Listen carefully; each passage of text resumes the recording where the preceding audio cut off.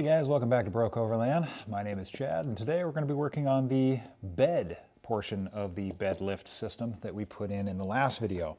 So it took me a couple of weeks to get some parts, but basically what we want to do is we want to have a bed platform that is able to articulate both this way, and also this way. So what we need to do is we need to take the linear rails that we put in, make some brackets that go on either side of it that can attach to our bed frame with like a heim joint in there, so that it gives us the freedom of mobility, and put some springs in there so that when the bed lifts up and tilts, the distance between the two linear actuators is going to change. So we need to be able to have springs that will allow them to slide in and out from the bed. And then also when the bed tilts this way, this geometry is going to change. So we need to have the brackets wide enough that we can put some springs in there with the heim joint in the middle, so that can slide back and forth, but will always return to center.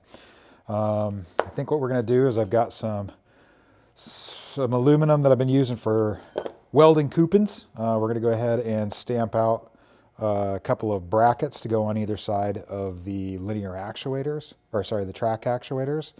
And then we're going to turn down some 1-inch bar stock that we can thread onto the end of our heim joint that we can then put inside of here, so that we can put a spring on it, so that as the geometry changes, this will slide in and out like this. And then, yeah, so let's just start making some stuff.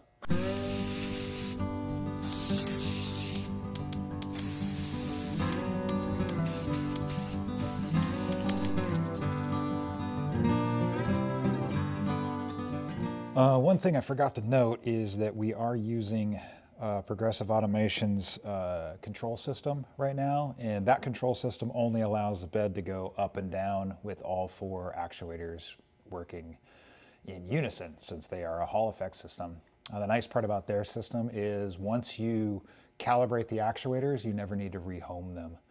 Once they're all plugged into their system, you don't need to rehome them if the power goes out. You can go to their linear actuator site on their website, and you can get their specifications on the PA18 datasheet.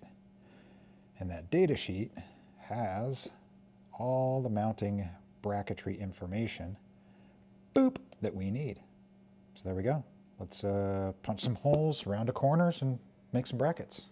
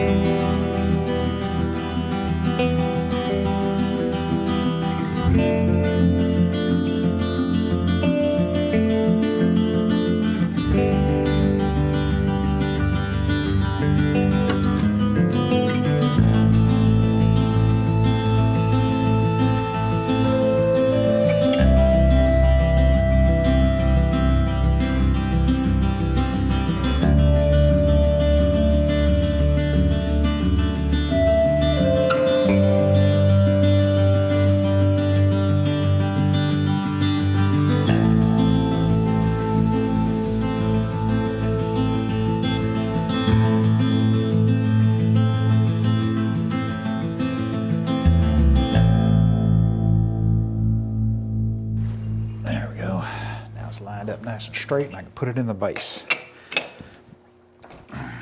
Boop. I know, every time you turn on a power tool, you lose a viewer, so we'll go do some manual stuff. Boop.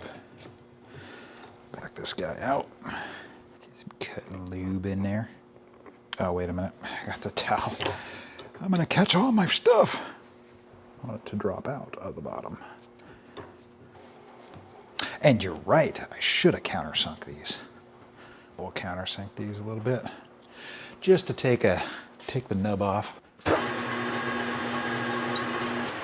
Chamfered. Okay, there we go. And I did find my knurler after all. So got that all good grip on there. So anyways, this guy, I punched a 3/4 inch hole on this side, and then that's the same as the 18 or 14 millimeter thread pattern that the heim joints are. So this guy will slide in here like so, give the heim joint something to bite on. And then once we change control systems, we can swap this guy out with a longer rod and then put a spring on the inside. So as that thing slides, you know, as our geometry changes, that thing can slide in and out 1.5 inches. Not going to give us much angle ability, but it'll at least give us some enough to level the bed enough. So let's just stop talking and go put this all in the truck, and I'll show you what it looks like in there. Several weeks later, we have our aluminum channel stuff. This is the sides of the bed rail. Those are the cross beams. This is a cross section of what I've got going on for the bed, because this isn't the final solution for our bed lift system. We're going to actually set it up so that we can independently maneuver this thing so we can level the bed. But until I actually finish that system, we're just going to go with all 4 of them going up and down at the same time. But anyways, for the joint system, I just set up a heim joint here, and what that's going to do is it's going to go through the back side of the piece like so. So what this does is this slips in through here and then screws onto the end of that heim joint. So basically what this gives us the ability to do is we can either tighten it up like this so that it's nice and tight but still has some flexibility and move. It can move around, has a little bit of freedom, but it's not going to rock back and forth or side to side.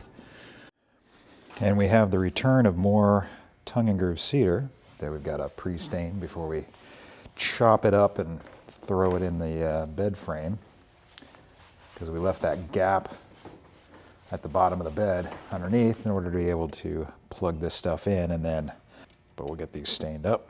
Sealing both sides like we did with the rest of the tongue and groove cedar. This is the back side, so we're just slopping it on. Well, I mean, let's slop it on the front side too, because it's clear.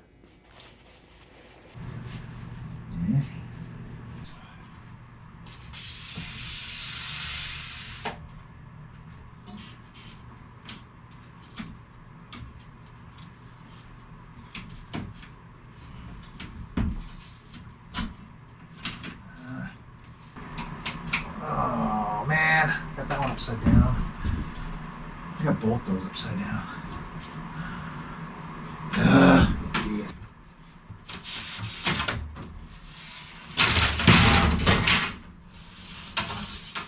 Got these in so we can number them on this side since we have our width, and then come in 16 inches from each end. Put our batten strip on here so that we have the same matching screw pattern on the roof. Then we can drill for our lights. Yeah, and then we can put our plywood on top of this for our mattress. There. Then we just hit our button. And we have a bed that comes down. Unfortunately, with the weight of this bed, it's causing the motors to vibrate a little bit against those pins, and you can hear it rattling as it's coming down. So I might jam a little shim of a bushing up in there to keep it from rattling so much as it's coming down. But yeah, And then we build a ladder to get our fat butt up into the bed because this thing is going to be almost rib cage height. And yeah, so yeah, ladder, definitely for this thing that doesn't interfere with the door to the bathroom. Well, we got our bed sitting here up. It's not quite to the roof, but I want to figure out where the lights are going to be. There's nothing more irritating than when you're sitting at a table and the light is directly over your head. So if I put this thing here, that's going to be like right here. And actually, I'll be sitting here. Table edge will be about right there. So that'll be pretty lined up with the table edge. Or will it? Oh, that's string burn. Okay, yeah. So that's going to line up pretty close with the table edge. Again, 29.5. Okay, good. This guy is 9 3/8. 9 3/8. Okay. Didn't bring the drill out. Awesome. Let's just go a little crazy. Do. Probably copyrighted.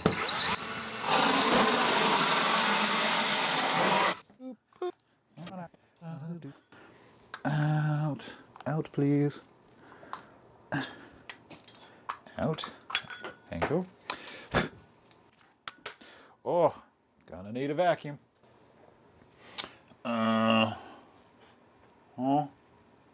Okay, we're a little to the right. That's okay. We're good. We're still good, it's still good.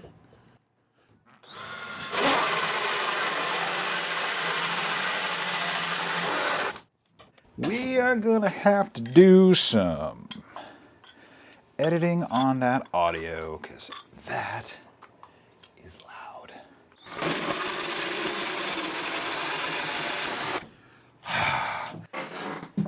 I just pulled it off the charger, man. Hey, DeWalt, if you want to sponsor me some batteries, I would love it. 18 volt, thank you. Steal it off the other drill.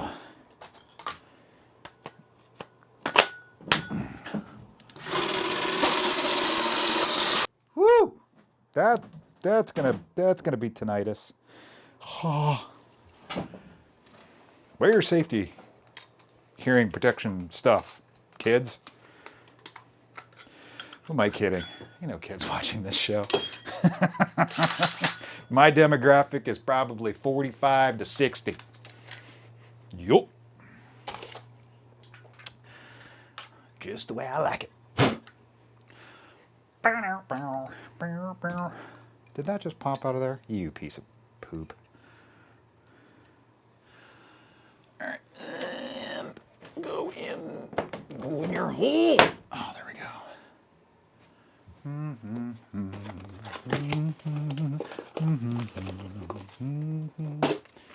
So let's just put that there. Oh, hey, I have a bucket for trash.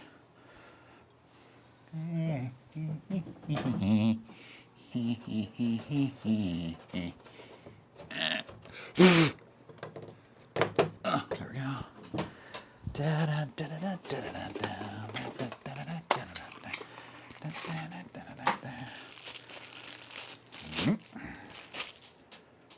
And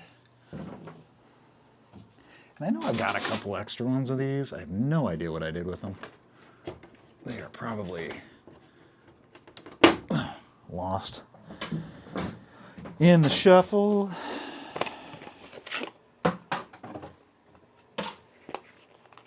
It's a good thing I never played basketball, man. I can't hit anything. There we go. Miss. You gotta be kidding me. Whatever. Alrighty. Sports ball. Shush. Sports ball. Bloop. Cool. Alright. I'm going to hit the button. No. I want to hit the other button. There we go.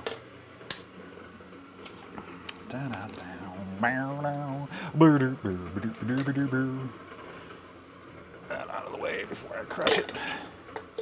Before I crew shot. Do do do do do do do do do do.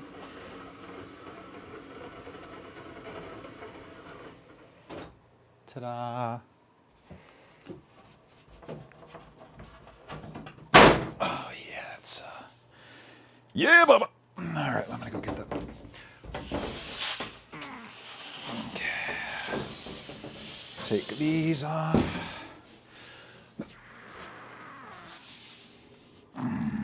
You go there. Actually, I'm gonna put you in this corner against the door so I can't get out. That's awesome. Smart person. Smart-hearted. All right. Alrighty. Two go in the corner. Nobody puts fatty in the corner. I need to vacuum that out. So the plan for the electrical for the lighting is to basically have a grommet that this thing feeds through, and then we'll have a wrap around this cable, and then either a weight or a spring on this backside inside the cabinet that as the bed goes up, it will pull the cable in down into the cabinet, and as the bed goes down, it'll feed cable out. So yeah, that's the game plan for that. Okay, real talk here. Question: I kind of like it without this. I bought this step stuff to put in, kind of fill in the gap so it wouldn't have the open gap. But I'm kind of liking the look of the open gap versus having it filled with the step material. So leave your comment down below as whether or not you like the vote for the step or for the step material or no step material on the bottom of this bed. There we go. Come hang out. Oh yeah. Yeah, I think that's going to be plenty of room before we hit the bed while we're sitting in here. Granted, that's going to be probably 2 inches lower, and the seat cushion's going to add another 3 inches. So, still plenty of room. Anyway, thanks for watching, guys. Hope you enjoyed this one. If you did, give us a like down below. Subscribe if you're not already a subscriber. And if you want to see where we, the video where we put these linear actuators in, I'll link that at the end of the video. So anyways, thanks for watching. We'll catch you in the next one.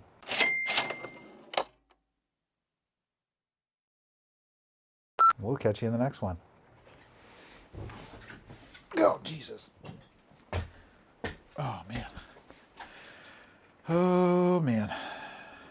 Oh, shit. Yeah, so pull this guy out.